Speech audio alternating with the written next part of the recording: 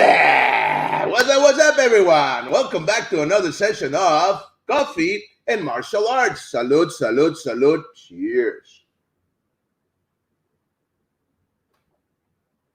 Hold on.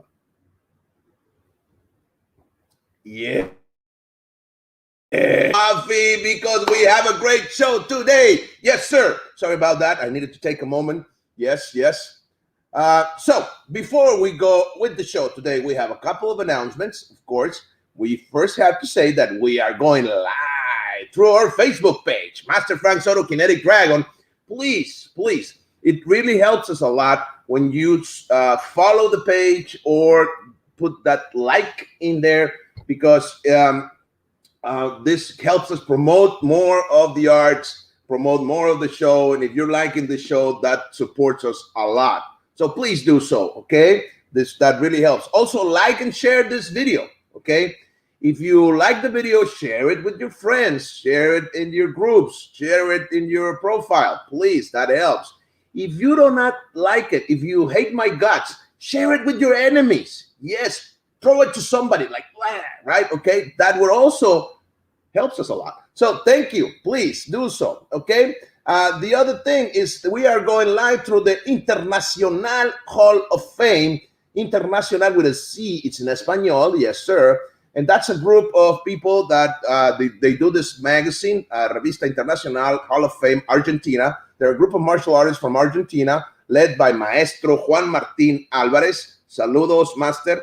Okay, so that, please, if you can like that page as well, that also helps promote the martial arts. In this time of struggling, you know, what's been going on, we need your support, and we are trying to support you as well to promote the martial arts and keep on going. That's the whole idea, okay?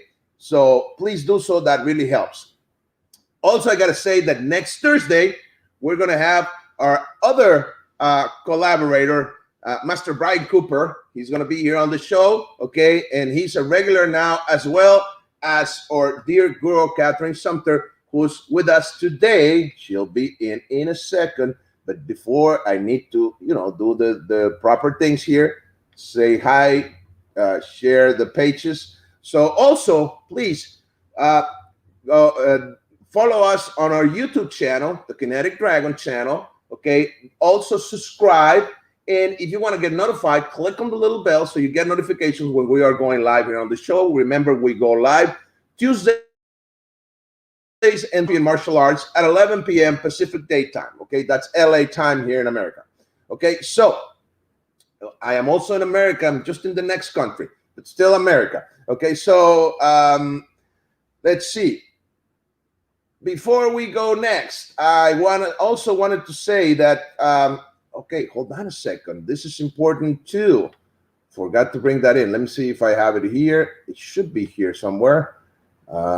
Yes, it is. Yes, it is. Here we go. Okay, this Saturday, in our other format, which is Open Mat Talks, we're going to have Master Sasha Williams, okay, from Kempo, which we're going to talk about Kempo with Master Sasha Williams. Master Sasha Williams is an active Kempoist. He's been here on Coffee and Martial Arts, but now we're going to have him on Open Mat Talks. And when we have an American guest or an English-speaking guest in our Open Mat Talks, we usually go in English and we translate it to Spanish simultaneously. So if you're an English speaker, you can watch it and understand it and get the message. And they're usually good interviews. We just had Grandmaster Horion Gracie last Sunday, and it was amazing. We had an amazing time with him. He shared a lot of good stories, and he's actually going to be back on the show very soon on his request. I mean, come on. It doesn't get better than that. So, yes. So, also, I wanted to share another little video. Let's see. Here we go.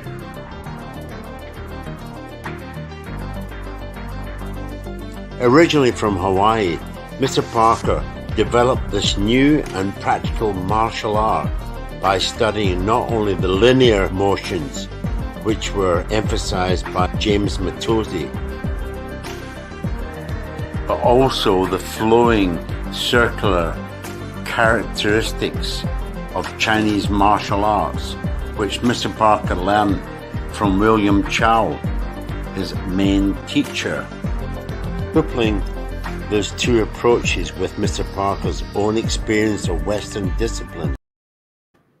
Yes, amazing. So remember that Tribe of Parker documental, it's in the making, and it's being created by Mr. McDonald. And we're going to be talking more about this on different shows. And actually, Master McDonald is going to be on the show. I think it's going to be on Friday, the 18th of this month. Okay, we're going to confirm that today, but he's going to be here on Coffee and Martial Arts. So, without further ado, let's bring in the woman of the hour. Yes, Guro Kathrin Sumpter. Cheers. Hi, Master Frank. Cheers. Hello. Salud. Hello. Salute. Oh, yes. Yes. That's a neat video. The little clip that you just showed. Yeah. It had the just a suggestion of the family tree. Yeah. That's. I think those are important to have those. So you can see the lineage. Right. Yeah. Right. And they're doing a good job. I think this documental, they're trying to show appreciation and to honor basically all the people that were around and with Mr. Parker when he was alive 30-something years ago. He passed away over 30 years ago. So, and all of those people that are still active, I think it's important because they're still active, with their trying to share their teacher's message, and that's so cool and important. So it's great. But anyway, it's nice to have you here, right? Yeah. And thank you, by the way, for the clarification about the open mat talks, about the translation into English. I actually missed the Gracie interview. Like I was saying, I sort of made an assumption that it was just going to be in Spanish. So thank you for that clarification. I won't miss the next one.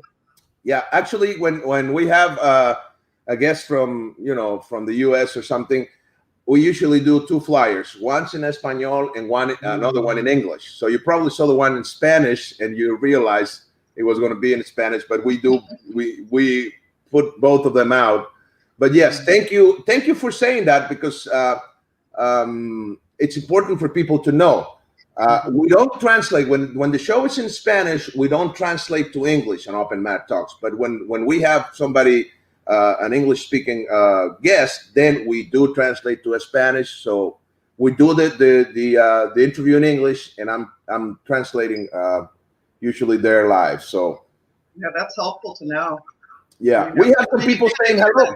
Was that? You've Sorry? had a couple of interesting weeks. You had Kempo Joe on your show again, and that was very interesting. And I remember the first interview you had with him. He talked about being he had the total recall, the photographic memory. And at the time, I thought, well, that's sort of a blessing and a curse. And then after seeing it again, I thought, well, it's a blessing for us. I mean, that man is so knowledgeable. I feel like I could have asked him about any of the arts, and he would have known some interesting factoid, some elusive factoid that I would have not known. So that guy was really something. You can still ask him. He's going to be back. Yeah, that's fantastic. And then you also had. Oh, I'm sorry. No. Please go ahead. You also had a Master Marcel on too, and I don't know if I'm saying his name right, Dion, but he was very interesting too, and he talked about his competition experience with the bow, and he also talked about how he set up his school and teaching kids and some of the curriculum changes. And boy, as a school owner, I'm always sort of zeroing in on what other people are doing and what's working for them. I mean, I have my own methods, and then you had Master Kennedy on, and that was intense. That was, he talked about a book, The Medical Implications of Karate Blows. Well, I was totally fascinated with that. And he said, he held the book up and he said, oh, I picked it up for $7 at the time. Well, just try and find it now, right? So I did actually find a copy on eBay for $54. No. But I ended up ordering it on a Kindle for also $7. That's good. But it reminded me of when I met you back in 2008, 2009, somewhere in there. Right. It was at one of those 4 or 5 day seminars in Missouri. And one of the things that was offered at the time was sort of a certification in martial arts sports medicine.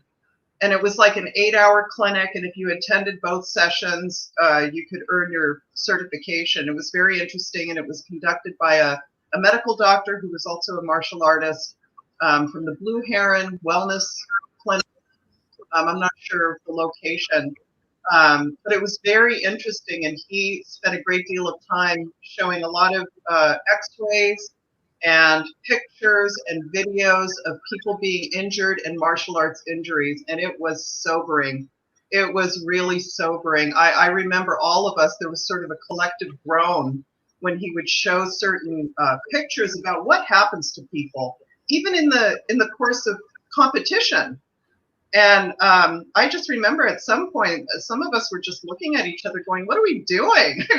Why are we in this, you know? And it was a very sobering experience. And I think that we should have talks like that. But Master Kennedy, it was very interesting. It was no joke. And we need to have talks like that. Agree. It is deadly serious what we do. With all the camaraderie and the feel good and it is just serious business. Yes, yes, and I also got to say one thing about it. If anybody is interested on being on the show and sharing, if they have some important information like this, please send me a message. Okay, I would love to interview you all.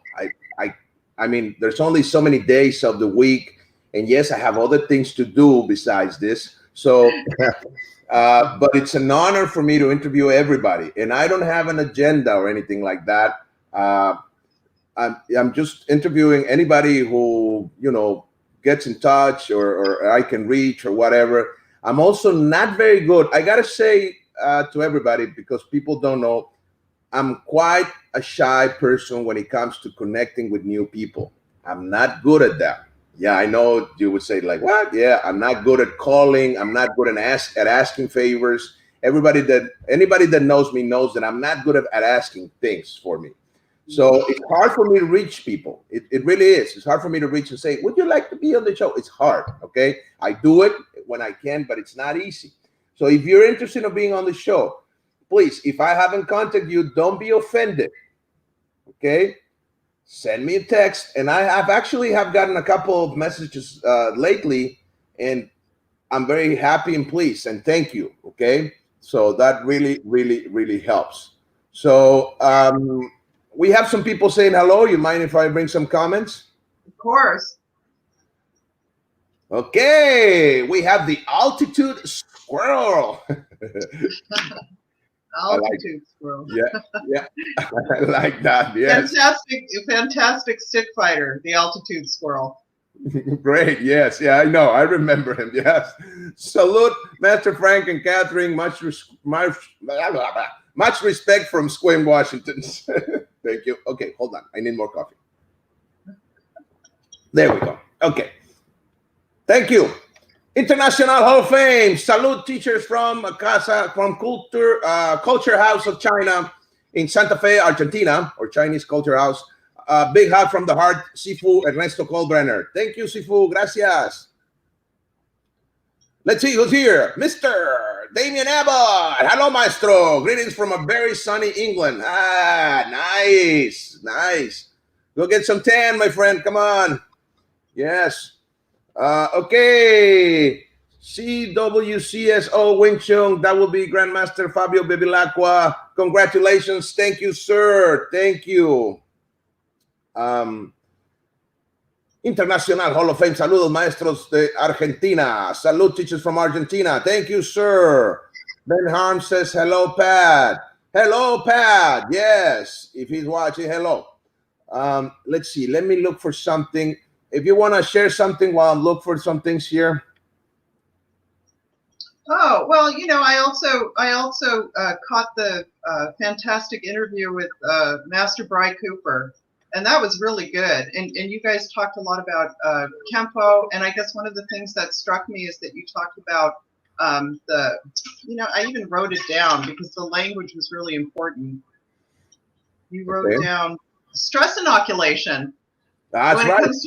That was what a neat phraseology. Stress inoculation when it comes to training, and also the parallels between the self-defense portion of your school and the sparring, and not only the connections but the separation, and that sparring really isn't realistic, right? Because there's all these rules of engagement. It was just really interesting. But I love that phrase, stress inoculation, and it often makes me think that, some of the things that we do, you have to sort of groom a student to be able to really engage with them the way you want to, or you're just going to get hurt. That's right. Well, we can talk a little bit about stress inoculation, but first let me just say, okay, Mr. Kennedy is here. Hi, Sean. Greetings from LTKKA, Ireland. Nice. Great interview, sir. Great interview. Hello. Yeah, he is an amazing man. Wow. He's such a fine gentleman. I had a great time talking to him. We also talked a little bit before, going live, and a little bit after. And I just got to say, he's just a wonderful, wonderful man. Thank you, sir. Well, sir, Mr. Kennedy, I just want to tell you that I went ahead and I ordered that book. I got it on Kindle. I can't find the regular copy for under $54, but I'm going to get that book. Nice, nice. Let's see. Grandmaster Fabio Bevilacqua sent me, I got to share this. Yeah, because this is so cool. He sent me this. Let me take this comment away. Okay, that's the Spartan Hall of Warriors Certificate of Appreciation. How cool is that, huh? Thank you. We are very honored to deliver the Certificate of Appreciation and Friendship to Maestro Frank Soto. Yeah, that would be me. Okay, let me see. There I am. For contributions to martial arts worldwide and dedications like tradition of Spartan warriors. That will be Fabio Bevilacqua, president and founder of Spartan Hall of Fame. Thank you, Grandmaster. It's an honor, and a pleasure. Thank you so much. I'm not showing off. I'm just, saying thank you because it's really nice when somebody show their appreciation. It's nice. Basically, that's what it is. And it's a true honor. Thank you, sir. Okay, so let's see. We have another comment. Yes, we do. Gustavo Gabriel says, blessings, maestros. Thank you. Okay. Yeah, so going back to stress inoculation, that's a term you use a lot in reality-based self-defense, and also when you're training gun tactics, when you're training firearms. Okay. Yeah, you gotta do the right inoculation of stress. Otherwise, they're not gonna be ready for an encounter. And can you imagine the difference? Because, well, when you're training with firearms, you cannot really spar unless you use simunition or something like that. But it's never gonna be the same, right? So, I mean, and you wouldn't want to, get in a real gunfight to train, right? Because that would be, not practical to say the least, right? So you create scenarios and you putting the person under stress. But for example, I'm just going to share something that is good. When you're on the line, let's say you're shooting, right? And you have a student or anybody, and you're training somebody. If they're shooting and you start yelling at them from the back, because you're usually behind them, right? As a coach in the firearms, you don't go to the front, right? Of course, right? So if you start inoculating stress from behind, you're going to create a bad habit, for example. How so? See, this is interesting. That's why firearms, it's a different animal than just martial arts or fighting, fist fighting or grappling or whatever. Because once you're shooting at somebody, the stress is going to come from where? From in the front of front. you. Yes. Yeah. And if you're screaming at the person from behind and you're stressing the person from behind, instead of supporting him, you're bringing him down. Because usually, when you're having a positive self-talk, where do you see your words coming from? Can you see yourself, or are they supporting you, so to speak? Okay. Fair enough.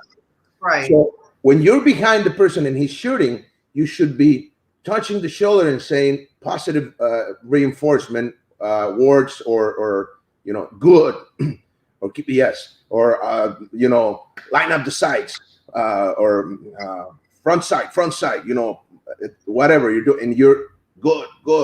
So when you're behind him, you're supporting, and when you are in front of him, that's when you do the stress inoculation. So you need to create scenarios for him to be under stress with what he's watching in his front view or peripheral vision, but not behind him. So stress inoculation, it's also a topic in itself. It requires knowledge and understanding, like this type of things. It may sound simple, but that little detail can change the outcome in an encounter, in a real life encounter. How do I incorporate that in my school as far as? Well, in your school, for example, if they are fighting, you shouldn't put pressure on them from behind if they're fighting somebody else. Like, let's say you get upset. God damn it, put your guard up. No. You should be supporting him. Yes, put your guard up. Yeah, come on, you can do it. Hit him. See, that should be a nice support when you're coaching the person from the outside. Now, when you are in front and you're the one fighting with the students, that's when you do the stress inoculation. Such as, is it all physical? I could be physical. It could be verbal. You just need to play with their emotions. Put them under stress any way you can. That's when you need to be creative. Right? Wow, that's great. We usually. For example, I'm sorry. Go ahead. No. Please. Well, I guess especially for the younger set, usually I feel like I'm preparing them for tournament, and of course at tournaments, boy, you don't trash talk, and I'm not necessarily saying that's what you're talking about is trash talk, but you don't do that. They won't allow it at most of the tournaments that I've been in. That's good. That's good. But for example, see, one of the things that I do when I see the student is ready and they're learning a technique, for example, or a self-defense move against a punch, right? And they're practicing with each other. And I see they're not doing it, they're not attacking, with force or intention. I will go to one of the guys and I say, I want you to hit him as hard as you can. And the other guy will look like, the one who's going to do the block will be like, put the hands like that. And I want you to hit him right on the forehead, but I don't want you to pull the punch. And if he doesn't move, and if you don't move, you're going to get knocked out. And they're like, and I use that verbal and I set them up, right? And I only do this when they're ready. I know they can do it. And I also tell them exactly where to hit, right? So you're setting things up for him to be successful, but you're putting stress. So he needs to feel that stress, and he needs to feel that it's going to be real, right? Well, and you just said the operative phrase, they can do it. Right, of course. Right. Okay. So you're setting them up for success, right? Yeah. Yes. And 99% of the times they do it. Yeah. And usually they want, or what I do is I will push the student. I said, get out of here. Let's say one of the students, right? And I will score off and now you're in trouble. Now I'm going to hit you. And I will put on and they were like, oh my God. Yes. And I'm going to hit you right here. So be ready. And that's some good psychology, isn't it? Right. That is some good psychology. And I do like I'm going to go full force. And sometimes I do go full force, but I open my hand. So if I hit them here, nothing is going to happen. Right? Very good. Yeah. But I go for it. And like I said, I set them up in a way that I know they're going to be successful, and they are. But you do put them in that spot, and that's when you empower them, because empowerment, that's what it is. It's being able to make things happen and being aware that you're making it happen, that you are being successful. So that's when you feel like, yeah. And once they do the block, they're like, yeah, right. They get like, ugh. So that's stress inoculation. That's a simple way. That's just an example. There are more, elaborate ways to put somebody under stress, but also you shouldn't abuse it either. And you need to be careful how you put them under stress, because if you abuse it and if you put them too much under stress, you can generate a little bit of post-traumatic stress, and that will be bad, because now you're generating fear instead of empowerment. Do you typically do rounds, or do you do point sparring in your school?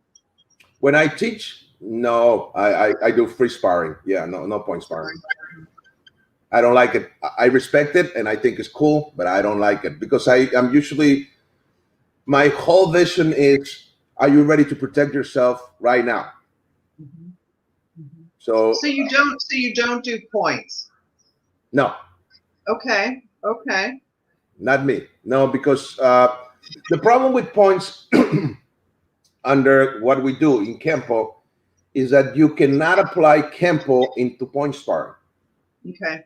In point sparring, you're going to do point sparring.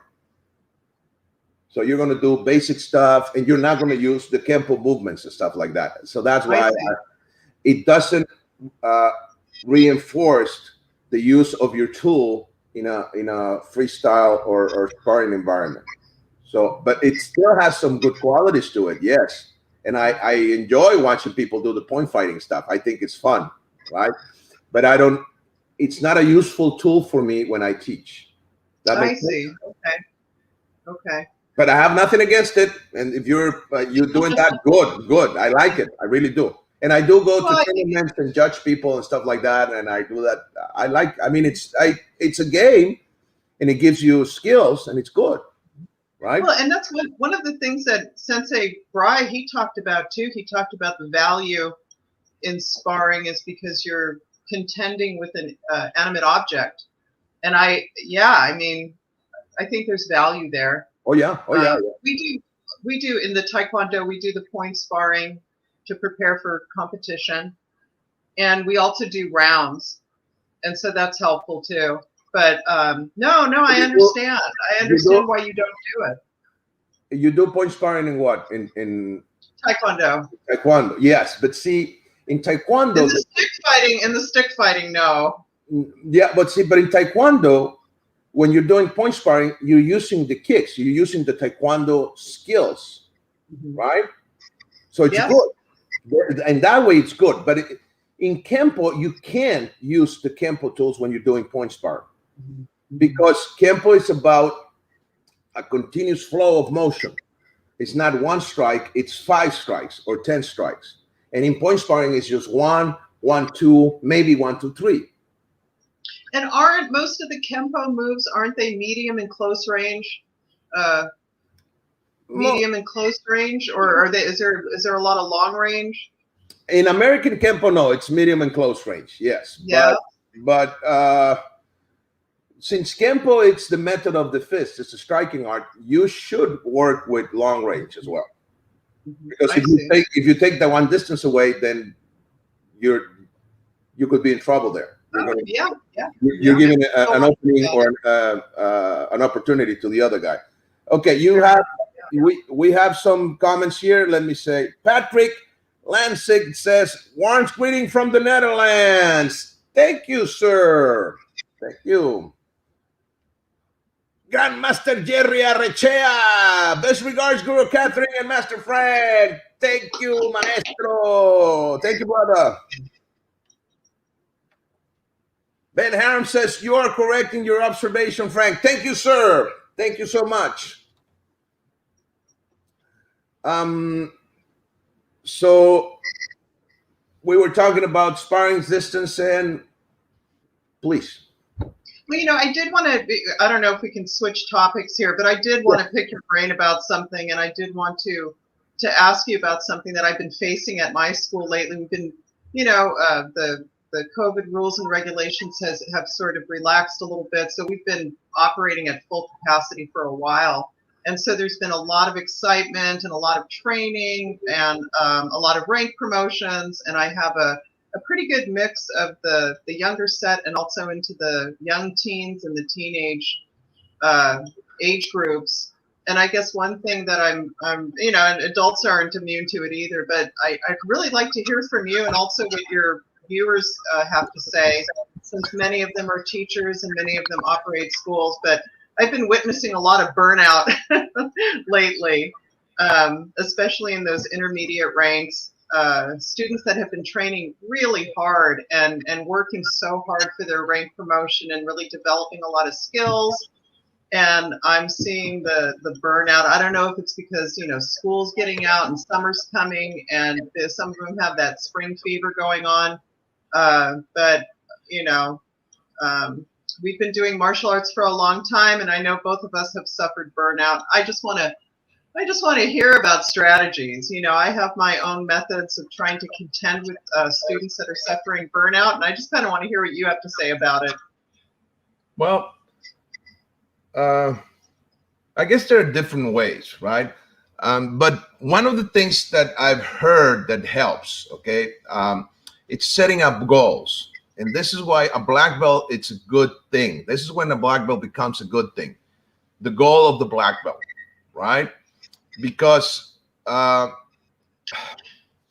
this, I guess this happens more when you go to college or university, right? When you go to college, and this, I was talking to a friend of mine the other day who's also a therapist. The problem happens when you're going halfway through, past the halfway, half of the path. Like, for example, you have like let's say 8 semesters, right? And you're already on your 5th semester. So when you're going up the hill, you're excited. You're excited. You're excited. You're excited. You're excited. You get to the top, and now it's all downhill, right? And you got to go all the way to the other side, per se, right? This example. So once you start going downhill, you start losing interest, right? That happens a lot. That's when you get that, you should be doing something else. So let's say in Kempo, you have yellow, orange, purple, blue, green, brown, and black, right? So usually around blue and green, you're halfway there, right? And sometimes you would say, well, you're already there.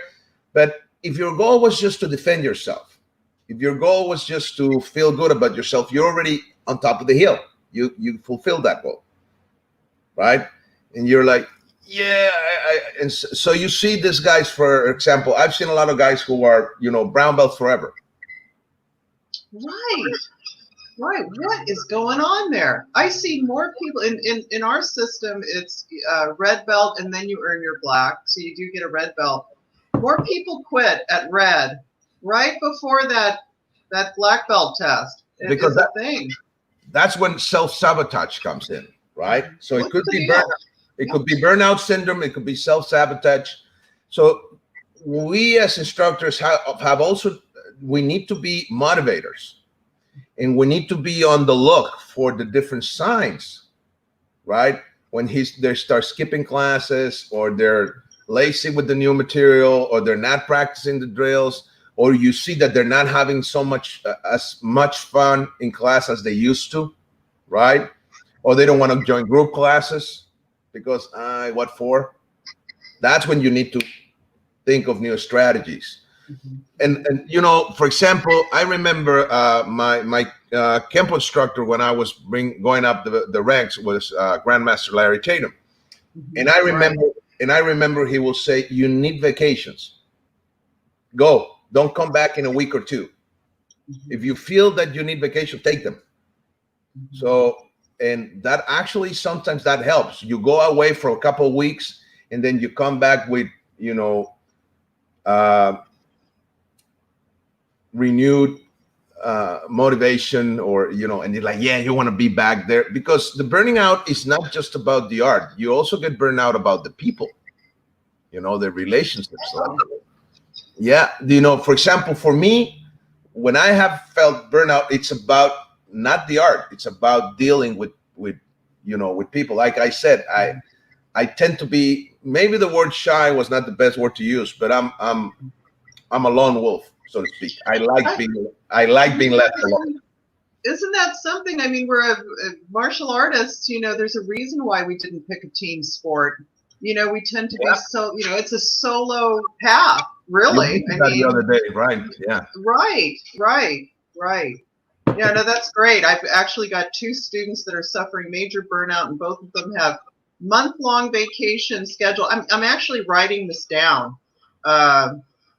Because I'm going to do an article for the Taekwondo Times for their July issue, and I want to do it on burnout because I think it's a real universal common thread that all us lifetime practitioners share. And if somebody has some ideas or some comments, please share them with us. We have time. Yeah, I would like to hear what other people have to say. I'll tell you, I tend to be a cheerleader. I know my affect. I know how I am, and I get into the rah-rah mode. And it's especially for students that are in those intermediate ranks. You've seen them work hard. They're good. They come to class. They work hard, and then you see the attitude sort of shifting, like you sort of indicated. And I can only do so much. I can have enthusiasm. I can have enough enthusiasm for the both of us for a little while, and then at some point you got to find it for yourself, and also the carrot stick of the carrot, the rank promotion carrot dangling before you. I mean, yes, that's going to work, and I've gone as far as inviting a student in for why don't you come on in for a private lesson. No fee, just come on in, let's work together, let's do something different, just to kind of pull them through. But I think you're onto something when you say take a vacation and actually get away from it for a while. That helps. And also, there's people always talking about long-term goals and, short terms or middle terms or whatever, right? And you have that when you have a belt system. Yes. Right? Because you go through the color belts, but you're also looking at that long term, which is the black belt. Now, yes, sir. Yeah. Once you are a seasoned black belt or an instructor or a martial artist, you have developed discipline, and that's what happens to people like us. For example, I get burned out, but I don't stop because it's part of my discipline. I'm not going to stop. It doesn't matter what happened. I'm always going to be training. I'm always going to be in it because I have developed that habit, and it's hard to let go. Once you develop a good habit, it's hard to let it go too, right? So yeah, I guess it doesn't mean also that every time you're just dancing into the dojo. Sometimes it's like, oh, I just don't feel like doing this today. Exactly, but you will do it anyway. But you'll do it anyway, and isn't it true that maybe 15 minutes in you get that euphoria? I mean, that's why I know that I have that euphoria, the movements and the art. But also when you can tell when an instructor is burnt out because he or she they're grumpy, right? They're like, right? And I think this is a good thing. You need to remind yourself, why did you do this in the first place? And that's another thing to help the student. Why did you join in the first place? And mostly not mentally, but emotionally. What did you feel the first time you walk into the studio, or how did you feel the first time you could, defeat an opponent when you were sparring, or when you could, do the technique or block a strike with a stick or something? Try them to nostalgia helps. Very good. Nostalgia helps. And this is something I learned last Saturday from one of our guests. See, I'm learning a lot from my guests. So who was your guest? This guest was a Mexican singer, a quite known singer and an actor. And he's an enthusiast of martial arts and stuff. But he's been singing for, I don't know, 30, 40 years. Right. And he's also a motivational speaker now. And he says, when I do my motivations, I use music. And I put on a song that played 40 years ago, and I take you back to that emotional spot, nostalgia, right? I'm playing with that. So Wow. you get more receptive, right? Wow. So I'm thinking, how can I apply this, right? Because I'm not a singer or a musician. You can still apply this by taking that person back into that time. Like, for example, when I feel like that, I remember the first time I walk into Larry Tatum's studio, Mr. Tatum's studio. And this was 96. What happened? What happened? What did you think? Well, we did a whole trip from Hermosillo to LA. That was a 12-hour trip, right? So it was a long trip. A friend of mine, we actually drove from Hermosillo to Rosarito Beach and TJ area. I stayed there for the night and then drove up to LA. We picked up another friend there. So it was the three of us.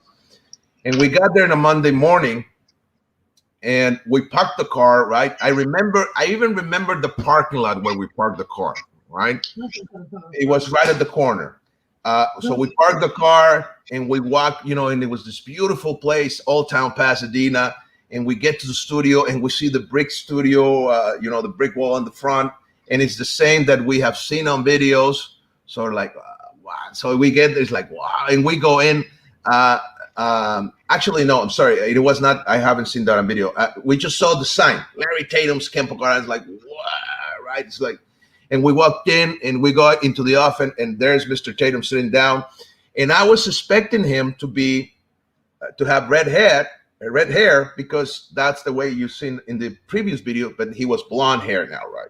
So, and you see him this, California, look, like Hollywood look, because he does look like a rock star, right? And hello. And I'm like, wow, I'm here. We made it, right? We are with the master, right? So every time I have, this, what am I doing this? I use that, and I remember those days, we get nostalgic because I wish I could be a student again, right? Well, you can. If you go back there, you think about it and get that emotion and get that feeling, you will get that, right? Mm-hmm. So that's you can. Great. I love that. And for us instructor, yes, once we start teaching or moving or whatever, yes, because we go into that state of flow. We get those endorphins, right? Norepinephrine, anandamide, all those chemicals of happiness that goes into the brain because of, you're going into that state. And what's funny about the state of flow is the first step to get there is the struggle. So if you're struggling, see, once you become aware of this, when you get the struggle, you're going to use that. Mm-hmm. So it's like, so even when you walk into the school and you don't feel like being there that day, that and like, and okay, I'm on the first stage, right? So I'm going to use that. Okay, I know that I'm struggling. So if I defeat that struggle and go into the right, which is release, I'm going to release that and I'm going to go into that stage of flow. I'm going to start going there like, yeah. And because, right, the struggle is the neurochemical that is there. It's norepinephrine or adrenaline and cortisol. Okay. So that's like, you feel that in your body. It's like, oh, and things hurt, right? And you feel that adversity or that fear or that like disgust, like I don't want to do this. But once you go into the next step, endorphins kick in, right? They go into the bloodstream, and endorphins will clean or wash away cortisol and norepinephrine. Mm-hmm. So now it's like you get that shot of endorphin. It's like, oh, now I feel good, right? So well, it's a 100% success rate of betterment, no matter how I feel. You did get that book, The Rise of Superman, right? Yes. Yeah. It explains all of this there. In fact, I signed up for Stephen Kotler's. He has some sort of a weekly sort of a message. and I signed up for that. It's been backing up on my email. I've been so busy, but I intend to read them. Yeah, it's good read because it helps you understand the process of your mind and your body when it comes to struggling with things, right?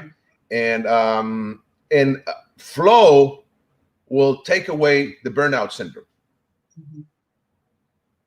So you can use that's fantastic. You can use the state of flow. So you need to, for example, you need to know how it works so you can take your student to that through that struggle. You know he's going to struggle, and you need to take him to the next step, okay, to that release point. So you help him out, and once he gets into that, he feels that, he's going to say, yes, thank you. He's going to say, it's a good thing I came to class. And he's going to leave happy, because those chemicals that you get in your bloodstream, in your body, the sensation will last for hours. Sometimes it lasts up to a couple of days. So that's right. And the other thing is, if you see them getting burned out, maybe you can say, look, don't come to practice every day. Come every other day. Or maybe Monday and Tuesday, rest on a Wednesday, and come back Thursday and Friday. Oh, very good. Very good. I will try that, because actually what I've been sort of saying is, put one foot in front of the other, plow through it, and just find yourself on the other side. And maybe that's not always the best thing, Ben Harm says, being aware is the first step of action. Yes, sir. Yeah, fair enough. Yeah. To quote Mr. Parker, will be acceptance. Yes. So you have to be aware. Yeah, I'm writing that down, Mr. Harms. Thank you, sir. Kim Robinson says, what you're describing is like a state of meditation in your art. Yes. Meditation in motion. Yes. Thank you. Wow. Thank you, Kim. Yeah, that was amazing. Diego Andrés Salvucci. Salud, maestros from Buenos Aires. Saludos. Gracias, maestro. Saludos. Juan Martín Álvarez. Salud. Big hug. Grande abrazo. Gracias, master. Saludos. Mayor Borman says, interesting interview. Thank you, sir. Thank you. Yeah, we have a nice, and yeah, it's so easy to have you on the show, Guro. Thank you. It makes things very, very smooth and flowy and fluid and easy. Thank you so much. I really appreciate your being here once a month or every 3 weeks now, right? Thank you. Yes. Thank you. Well, this is very valuable for me. Mastermind said, salute, everybody. Yeah. What are we doing tomorrow night? Taking over the world, right, Brain? I like that picture over there. Okay. So you can't just say taking over the world and then just sashay on. Like, what do you mean by that? Do you remember Pinky and Brain? We're taking over the world and then you just move on. What's that all about? Do you remember Pinky and Brain? Oh, okay. Oh, is that? No, actually, no, I don't. I know the name. Okay, what is Pinky it? So what do they say? This cartoon, and Pinky was always asking, so, Brain, what are we doing tomorrow night? The same thing we do every night, Pinky. We're going to take over the world, right? So no, that's why I didn't know the reference. I thought that was all you. No, that's why I was mentioning. Yeah. Sorry about that. I should have said that. No. Fair enough. Good. Yeah, see, here goes. Kempo will take over the world. Says, see, you got the joke. Thank you, sir. Yes. Funny. Burn everything with the flame of Kempo. Yes. Come on. Thank you. Tony Capote, maestro. Hello. Thank you, sir. Okay, so yes, setting up dates, but taking them through the struggle and making sure they leave. One thing that I also remember when I was studying with Mr. Tatum, I had a very good deal with him. I remember he invited me to teach at his studio, to stay there, and I stayed there for a year. And he said, I'm going to pay you such. Yeah. And he said, I'm going to hire you and I'm going to pay you. And he paid me, such money. And I was like, wow. Yeah, I get paid to learn. Can you imagine that? Like, what? Right. But then I said, okay, but And I was bald. I feel like, damn. But I said, yes, sir. But in our arrangement, yes, I'm okay with that money. That's fine, you know. But you're gonna teach me 1 hour private a week as payment. Really? And Really? he said, okay. He smiled and said, okay. So it didn't matter what happened. I didn't care if he would.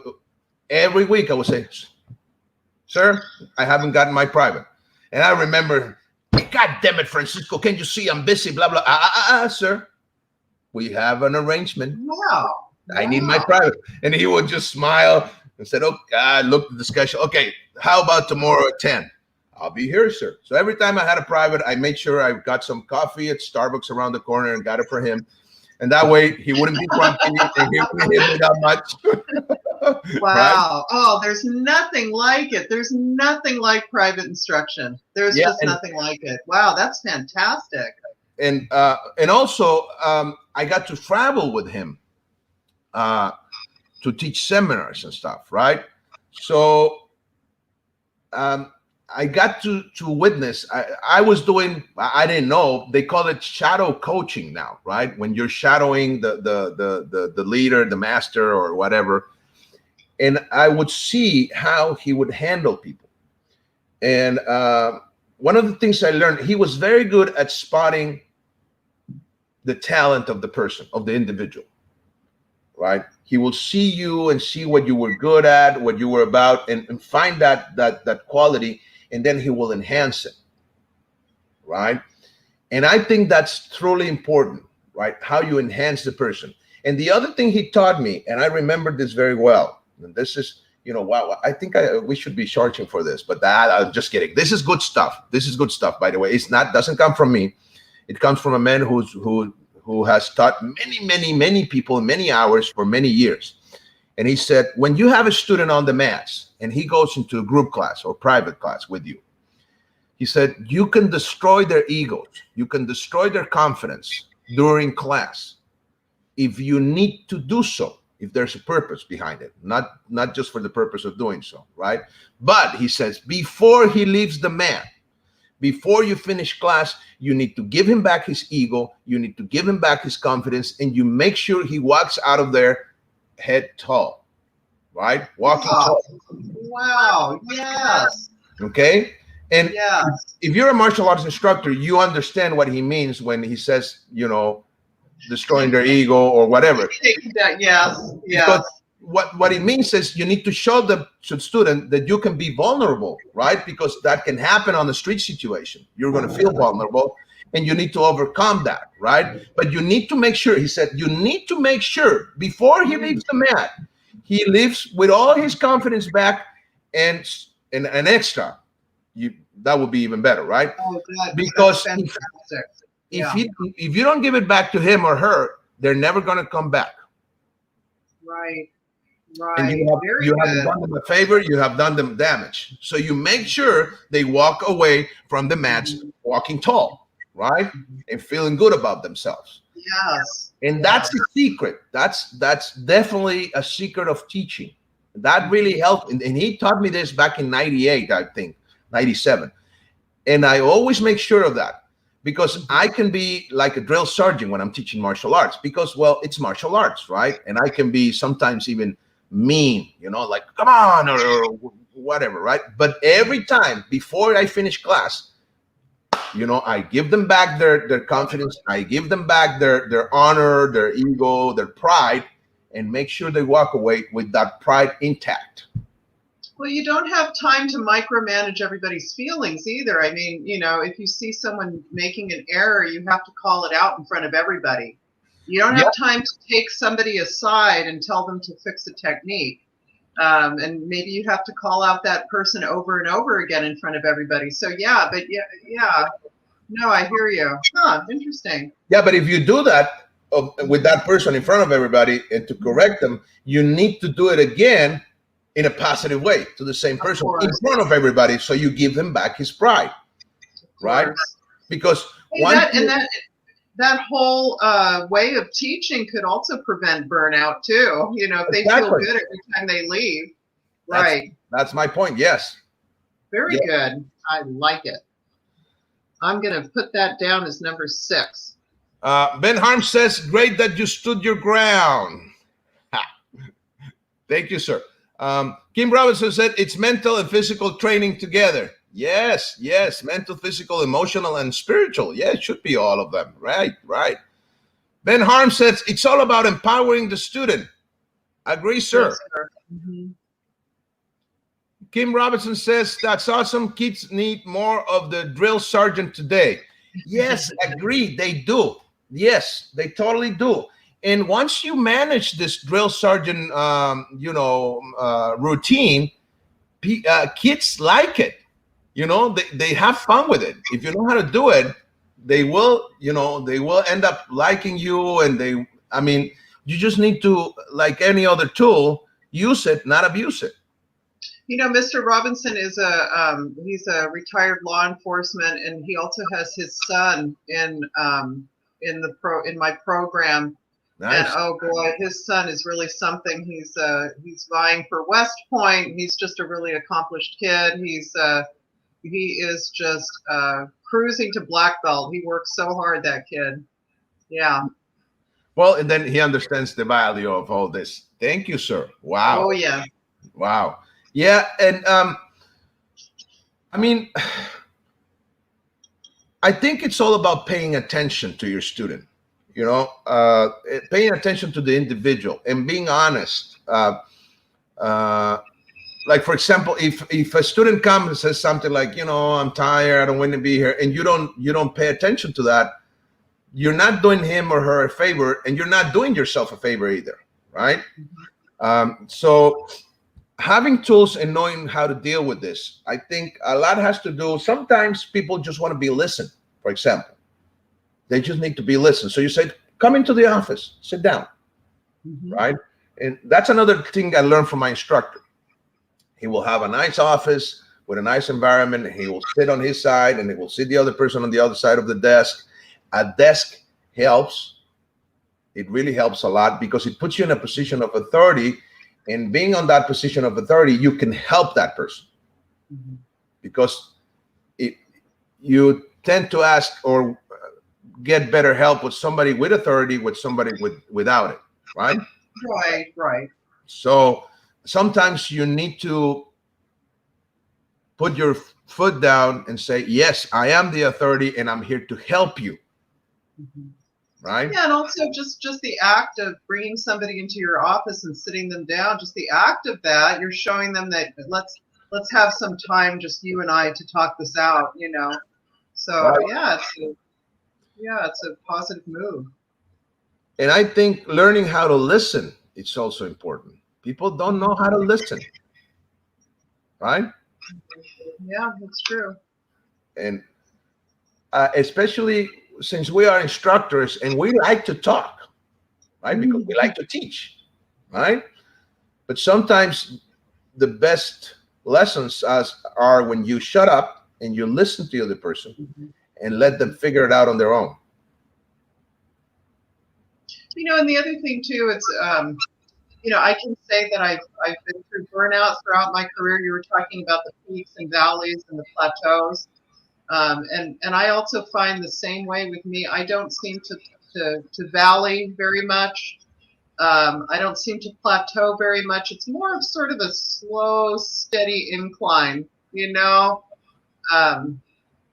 But I can't honestly say, I would hate to say to a student, oh, well, I've been there. I've been where you're at. I don't know if I'd want to say that to somebody because I don't know how they feel. I know how I feel in that similar circumstance, but I really don't know how they feel. It's like saying, oh, well, I was 16 too. I know how a 16-year-old feels. No, I don't. No, I don't. I haven't been 16 for a long time. And so it's not a good idea to do that. If you do that, right, you are dismissing the person, and you're saying that their problem is not important, and that's not good. That's not good. That's a bad thing to say. You should say, you shouldn't say like, oh yeah, I know, I've been there. It's like, oh, so okay, so now you're the man. Why talk anymore then? Why talk about it anymore? You're done. Yeah. or saying, I understand. No, you don't, right? What you say is, Right. can you elaborate more? Right? You ask a question, or what do you mean? Or how do you feel? Or you take them to that place. Now, the only problem with this, if you take a person back to the moment of that emotion and you're not ready to contain that emotion, see, for this, you need to be a therapist. Because otherwise, you can put the person in a larger problem, and you're going to put yourself in a bigger problem too. Because then, containing a person who's emotionally, disturbed or fragile or vulnerable. Yes. It's hard. You need to know how to do it. And I'm a therapist, so I know I'll take the person there by asking questions or whatever, and then address how to do it. Don't do it. Don't do it because it can be bad. I mean, sometimes they can even hyperventilate. They can pass out. It can be really bad, right? So if you're not ready for that, don't do it. But just let them talk. Sometimes a person just needs to talk. Right? Isn't it amazing too, as martial arts instructors, people will share the most intimate experiences of their lives within the first couple of meetings, and it's quite a responsibility.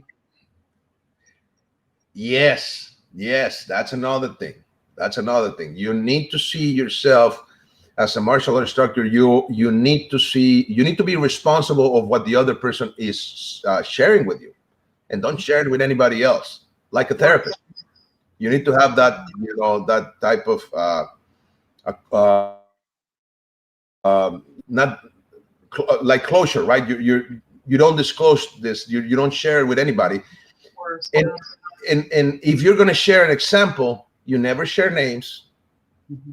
Like, for example, you say, "Oh yeah, I had a patient who did this," but you never say who it was. You never say things that could identify that person.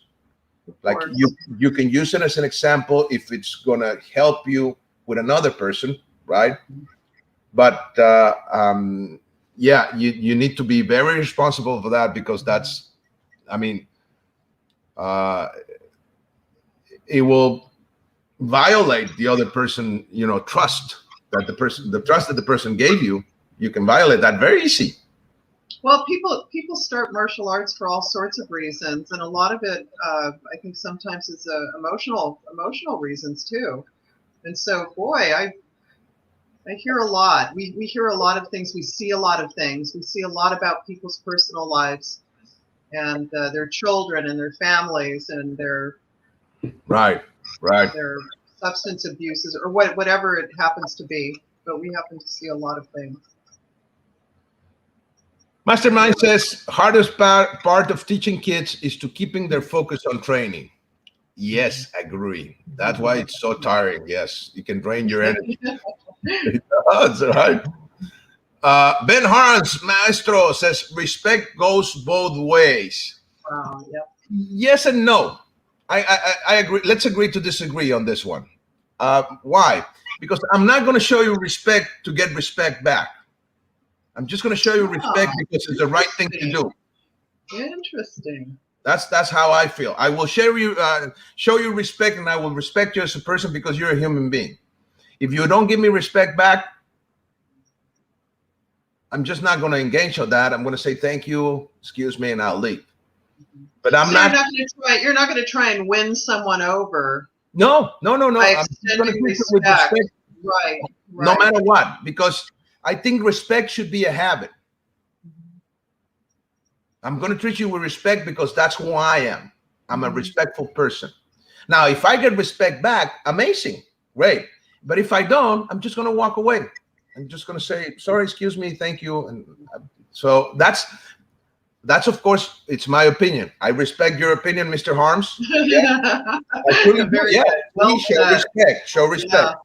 Yeah, but I have my own opinion on the subject, and I think respect should be like, if we all treated everybody with respect without expecting respect back, things will be totally different, right?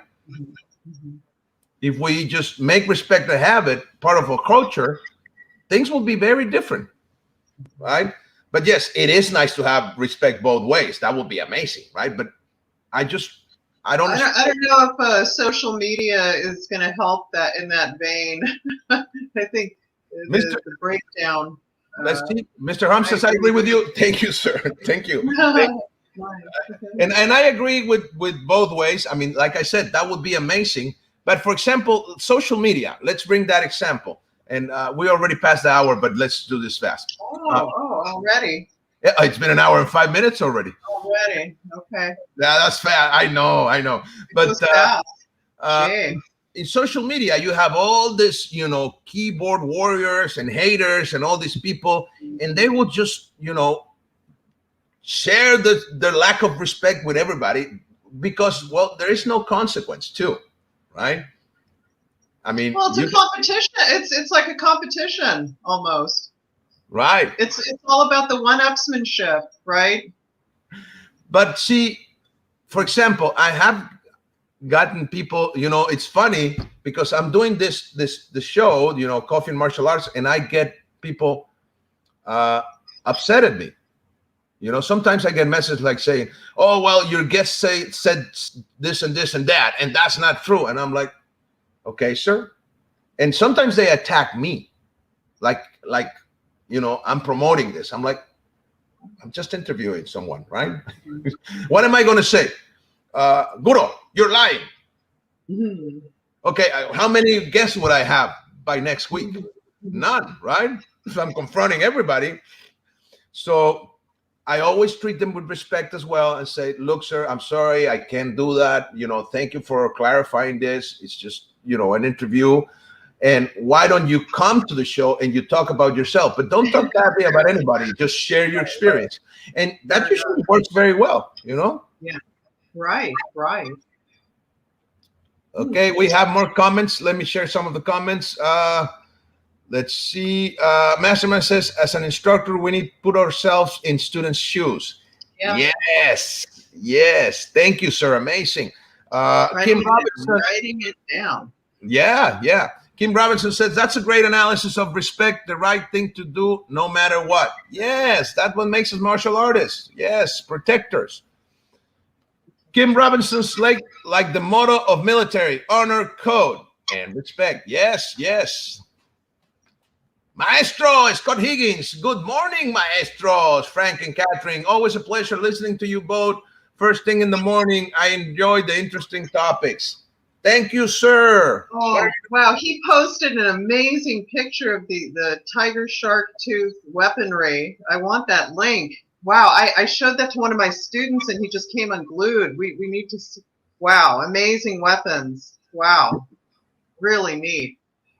Thank you, Grandmaster Supremo, big legend of Kempo. I saw you show in the International Martial Arts Showcase. See, Maestro Higgins, you are a living legend. Yeah, we're always giving us trouble with that. But he is truly a great teacher. He was one of my instructors back in the days and helped me out a lot. Right. So it's been almost an hour and 10 minutes. We're way past the hour. Like I said, it's so easy to talk to you, Thank you. I have more than enough material for my article. I'm very excited. Thank you. Well, thank you everybody that shared with us. Thank you all for your comments. This has been amazing. Okay, so that's it for today, guys. Next Thursday, Maestro Bry Cooper from LA sharing his strict combative approach into Kempo and self-defense and martial arts. And on Saturday, we have an Open Mat Talk show, Master Sasha William talking about Kempo. Yes, sir. Tomorrow in Espanol, Café y Artes Marciales, Sensei Guillermo Salas from Brazilian Jiu-Jitsu, one of the pioneers of Brazilian Jiu-Jitsu here in Mexico. Yes, sir. And Mastermind says, good interview. Kim Robinson, thank you both. Ben Harm says, it's been a great session. Thank you so much, sir. And Tony Capone says, great. Thank you, Maestro. Thank you, everybody that was watching this. Remember, I would love to have all of you on the show, interview you all. So please get in touch with me. You are all invited. Yes, just give me some time. It's always an honor and a pleasure. Guro, thank you so much. Thank you, sir. Thank you. Anything you want to say to? Well, thank you so much. It's just been so much fun. You have such a great audience, all these experienced practitioners and people with great ideas. They're most of your viewers are instructors, and they have schools, and boy, I got a lot of great advice. Excellent. Thank you, everybody. Have a great day. Take care. Bye-bye. Thank you, Guro. Bye.